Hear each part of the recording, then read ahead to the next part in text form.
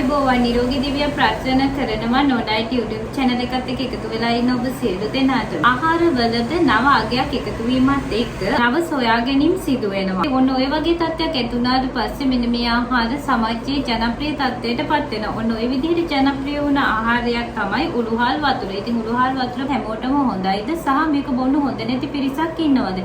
ඉතින් මගේ පසුගිය වීඩියෝ එකකත් බොහෝ දෙනෙක් ප්‍රශ්න කරලා තිබුණා. සමහර අය බීමට පස්සේ ඇඟට කලන්තේ වගේ දැනෙනවා. ඇඟට පණ නැති ගතියක් දැනෙනවා. සහ බොන්න හොඳ කවුද බොන්න හොඳ නැත්තේ කවුද කියලා. පෝෂණය, සෞඛ්‍ය ප්‍රතිලාභ, ඒ වගේම රෝග නිවාරණය නිසා මේ ෆුඩ් ඉන්ඩස්ට්‍රි එක තුල මේ වගේ දේවල් නව ඉනිපෙයුම් බවට පත් වෙනවා. ඊට පස්සේ මේක වෙළඳ භාණ්ඩයක් බවට යොදා ගැනීම සිදු. මේ නිසා මේක වඩා ජනප්‍රිය වෙමින් පවතිනවා. අද වීඩියෝ එක තුලින් මම කතා කරනවා කාටද උළුහල් වතුර බොන්න හොඳ සහ හොඳ නැත්තේ කොයි වගේ පිරිසකටද කියලා. මුලින්ම අපි බලමු උළුහල් වතුර පානය කිරීම ගැටලුවක් ඇති නොවන්නේ කොයි වගේ පිරිසකටද සහ මේ හරහා හොඳ සෞඛ්‍ය ප්‍රතිලාභ ලබා ගන්න පුළුවන් පිරිස කවුද කියලා. විශේෂයෙන්ම දියවැඩියා රෝගීන්ට මේක සම්පූර්ණ ඇට විදියට අපි භාවිතා කරන විදියට කරිවලට යොදා ගැනීම, ඒ වගේම මේ වතුරේ පෙඟෙන්න තියෙන එක්ස්ට්‍රැක්ට් කරලා ගන්න දියරේ පානය කිරීමත් වඩා ගුණදායක බවට පරීක්ෂණ මගින් පෙන්වලා දීලා තියෙනවා. මේකට හැකියාවක් තියෙනවා ඉහළ හයිපෝග්ලයිසෙමික් ගුණයක්. මෙන්න මේ නිසා රුධිරයේ ග්ලූකෝස් අඩු කිරීමේ හැකියාවක් තියෙනවා.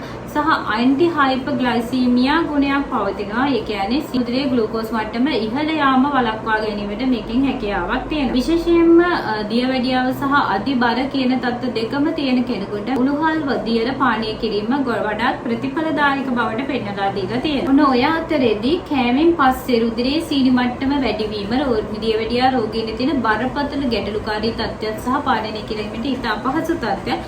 ඉතින් ඔන්න ඔය වගේ රෝගීන්ට කෑමෙන් පස්සේ රුධිරයේ ග්ලූකෝස් මට්ටම අනවශ්‍ය විදිහට ඉහළ යාම පාලනය කිරීම සඳහා උළුහල් දියර පාවිච්චි කරන්න පුළුවන්. ඒ වගේම මේකේ තියෙන මේ ප්‍රතිඔක්සිකාරක ගුණය නිසා රුධිරයේ ග්ලූකෝස් මට්ටම පාලනය කරන්න පුළුවන්. කාබෝහයිඩ්‍රේට් අවශෝෂණය අඩු කරනවා. ඔන්න වගේ හේතු නිසා දියවැඩියා රෝගීන් උළුහල් දියරේ භාවිතා කරන්න පුළුවන්. නමුත් මේ වීඩියෝ එක අවසාන වනතුරු රැඳී සිටින්න මෙන්න මේ තත්ත්වය යටතේ මම පැහැදිලිව සඳහන් කරනවා. මෙම දියරේ පානය කරන්න නුසුදුසු අවස්ථාවන්. ඒ නිසා දියවැඩියා රෝගීන් සඳහා යම් අවස්ථාවක මේ දියරේ පානය කිරීම නුසුදුසු වෙනවා. ඒ වගේම ෆැටි ලිවර් තත්ත්වයක් තියෙනවා නම් තත්ත්වය පාලනය කර ගැනීම සඳහා උළුහල් දියරේ බොන්න පුළුවන්. ඒ වගේම වැඩි කොලෙස්ටරෝල් මට්ටමක් තියෙනවා නම් මේ කොලෙස්ටරෝල් මට්ටම අඩු කරගන්න. මේදී විශේෂයෙන්ම අපි නරක කොලෙස්ටරෝල් කියලා හඳුන්වන්නේ LDL කොලෙස්ටරෝල් මට්ටම පහළ යාමට, ඒ වගේම ට්‍රයිග්ලිසරයිඩ් මට්ටම අඩු කර ගැනීමට මේක යොදා ගන්න පුළුවන්. හොඳ කොලෙස්ටරෝල් HDL මට්ටම ඉහළ දමා ගැනීමටත් මේක භාවිතා කරන්න පුළුවන්. ඒ වගේම දේහය තුළ කොලෙස්ටරෝල් සෑදීම අඩු කර ගැනීමට සහ තෙල් අවශෝෂණය වීම වළක්වා ගැනීම සඳහාත් මෙන්න මේ උළුහල් අපිට භාවිතා කරන්න පුළුවන්. ඉතින් සමස්තයක් විදිහට කොලෙස්ටරෝල් වැඩි වීම සහ හෘද රෝග තත්ත්වයන් යටතේ මෙන්න මේ උළුහල් භාවිතා කරන්න පුළුවන්.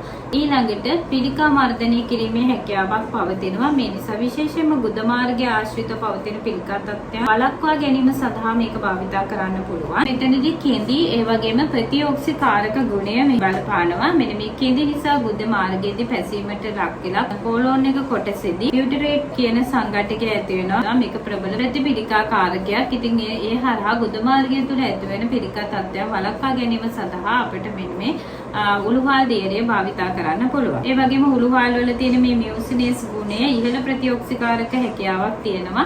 අන්න ඒ නිසා උළුහල් දියරය ඉහළ ප්‍රතිඔක්සිකාරක ගුණයක් දරන නිසා පිළිකා වර්ධනය කර ගැනීම සඳහා යොදා ගන්න පුළුවන් කියලා පරීක්ෂණ මගින් පෙන්නලා දීලා තියෙනවා. ඊළඟට මලබද්ධයේ තියෙන තත්ත්වය පාලනය කර ගැනීමට මේක සුදුසු වෙනවා. මෙතනදී අක්‍රමවත් මලපහ වීම පාලනය කරලා මලපහ පිටවීම ක්‍රමානුකූල කිරීම සඳහා මෙන්න මේ උළුහල් දියරේ භාවිතා කරන්න පුළුවන්. මේකේ තියෙන ඉහළ කෙඳි මේ සඳහා ප්‍රයෝජනවත් වෙනවා. ඔය තත්ත්වයටදී අපි රෝගී තත්ත්වයන් දෙකක් හඳුන්වනවා. ඩයිවර්ටිකුලෝසිස් and ඩයිවර්ටිකුලයිටිස් කියලා. මෙන්න මේ තත්ත්වයන් පාලනය කර ගැනීම සඳහා උළුහල් දියරය ඔන්න ඔබට යොදා ගන්න පුළුවන්. ඊළඟට ප්‍රබල විදිහට මේ උළුහල් දියරය පානය කිරීමට පෙළඹිලා තියෙන්නේ බර වැඩි පුජ්‍යයන්, ස්ථූල පුජ්‍යයන්. මෙන්න මේ අතිබර පාලනය කිරීම සඳහා උළුහල් දියරේ භාවිතා කරන්න පුළුවන්. මොකද මේකේ තියෙන අධික කෙඳි නිසා පිරුණු බවක් දැනීම, ජීර්ණය සහ අවශෝෂණ වේගය අඩු කිරීම නිසා ඊට කාර්යක්ෂම විදිහට දෙහි බර පාලනය කර ගැනීම සඳහා ඔන්න උළුහල් දියරේ භාවිත කිරීම සුදුසු වෙනවා. ඉතින් තවත් දෙයක් තමයි ජර්මිනේටඩ් එහෙම නැත්නම් පැලවුණු උළුහල් වල ගුණදායක බව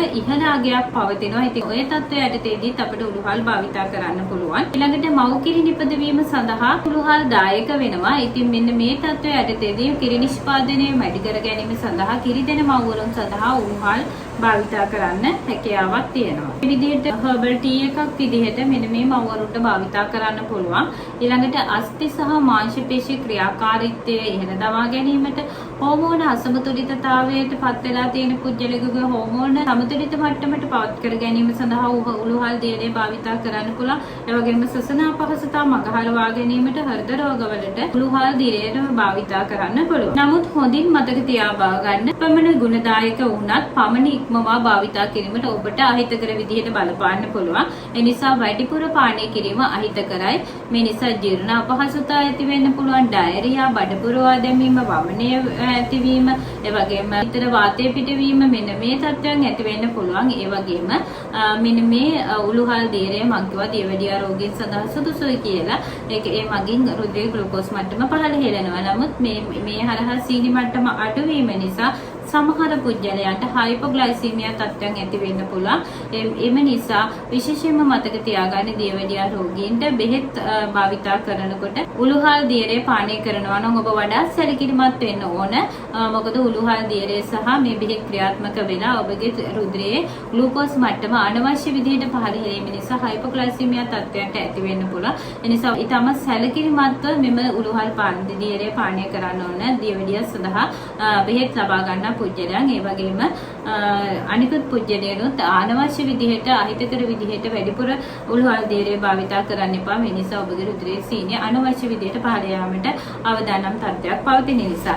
ඒ වගේම ගර්භණී මව්වරුන් සඳහාත් මේක සුදුසු වන්නේ නැහැ. ඒ නිසා ගර්භණී මව්වරුන්ොත් මෙවැනි දේවල් අත්හදා බැලීමෙන් වැළකී සිටීම තමයි වඩාත් ජීවදායක වෙන්නේ. ඊළඟට අසාත්මිකතාවයන් පෙන්වන පුජ්‍යලයන් විශේෂයෙන්ම අපි ලෙගියුම්ස් කියන රනිල කුලයේ ශාකවලට ඒ වගේම රටකජු, කඩල, පරිප්පු මෙන්න මේවට අසාත්මිකතාවයන් දක්වන පුජ්‍යලයන් බොහෝ විට මේ උළුහල් වලට අසාත්මිකතාවයන් පෙන්වන්න පුළුවන්. ඉතින් මෙවැනි පුජ්‍යලයන්ොත් මේ දියරේ පානය කිරීම ගැන වඩා සැලකිලිමත් වෙන්න ඕනේ. ඒ වගේම හොඳින්ම මතක තබා ගන්න මේ උළුහල් ඖෂධ සමග අන්තර්ක්‍රියා දක්වනවා. ඉතින් මෙන්න මේ නිසා සමහර ඖෂධ ලබා ගන්නා පුජ්‍යලයන් උළුහල් දියරේ ලබා ගැනීමට ප්‍රථම සුදුසුකම් ලක් පුජ්‍යලයෙකුගේ උපදෙස් ලබා ගැනීම ඉතාමත් වැදගත් වෙනවා. විශේෂයෙන්ම මම එක් උදාහරණයක් ගත්තොත් රුධිරයේ තනුක කරන ඖෂධය කියන්නේ වොෆරින් ගන්න පුජ්‍යලයකට රුධිර වහනය වැඩි වීමට මේක හේතුවක් වෙන. ඒ නිසා එවැනි පුජ්‍යලයන්ට උළුහල් දියරේ භාවිත කිරීම සුදුසු වන්නේ නැහැ. කලාතුරකින් මෙන්න මේ තත්ත්වය උළුහල් දියරේ භාවිත කිරීම නිසා වේවුලීම, හිස රදය, දහදිය දැමීම මෙන්න මේ තත්ත්වයන් ඇති වෙන්න පුළුවන්. එනි තත්ත්වයන් ඇති වෙන පුජ්‍යලයක් නම් මෙවැනි අත්හදා බැලීම් වලට යොමු වෙන්න එපා. සාමාන්‍ය විදිහට ආහාර වලට එකතු කරලා උළුහල් ලබා ගන්න. අවදානම් තත්ත්වයක් ඇති නොවන විදිහට අපිට මේක භාවිත කරන්න පුළුවන්. වඩාත් සුදුසු වන්නේ කුඩා ප්‍රමාණයකින් ආරම්භ කරන්න. ඒ කියන්නේ ආරම්භයේදීම තේ හැන්දක් දෙකක් වගේ වතුර වීදුරුවකට එකතු කරලා පානය කරන්න. එයින් ඔබට අපහසුතාවයක් ඇති නොවන්නේ නම් ඒකටම මේක පවත්වාගෙන යන්න පුළුවනි. එහෙම නැත්නම් යම් අසාත්මිකතාව තත්ත්වයක් හෝ රුධිරයේ ග්ලූකෝස් මට්ටම අඩු වීම වැනි තත්ත්වයන් හඳුනාගත්තොත් ඔබ මේ පානය කිරීම පිළිබඳව වඩාත් සැලකිලිමත් වෙන්න සහ සාමාන්‍යයෙන් ආහාරවලට යොදාගෙන ආහාරත් සමග ගැනීමට සැලකිලිමත් වෙන්න. ඒ හරහා ඔබට මේ උළුහල් වල තියෙන සෞඛ්‍ය ප්‍රතිලාභ ඉහළ මට්ටමකින් ලබා ගැනීමේ හැකියාවක් තියෙනවා. ඉතින් මම බලාපොරොත්තු වුණා මෙන්න මේ ප්‍රශ්නය බොහෝ දිනකට තිබුණා උළුහල් දියරේ මට බොන්න හොඳයිද නැද්ද කියන එක. ඉතින් මම හිතනවා සුදුසු නුසුදුසු පුජ්‍යලයන් සම්බන්ධයෙන් යම් තාක් දුරට මම ඔබව දැනුවත් කළා. ඉතින් මේක ඔබට ප්‍රයෝජනවත් වේවි. නැවතත් මෙවැනිම වීඩියෝ එකකින් හමු වන තුරු ඔබට නිරෝගී දිවියක් ප්‍රාර්ථනා කරනවා.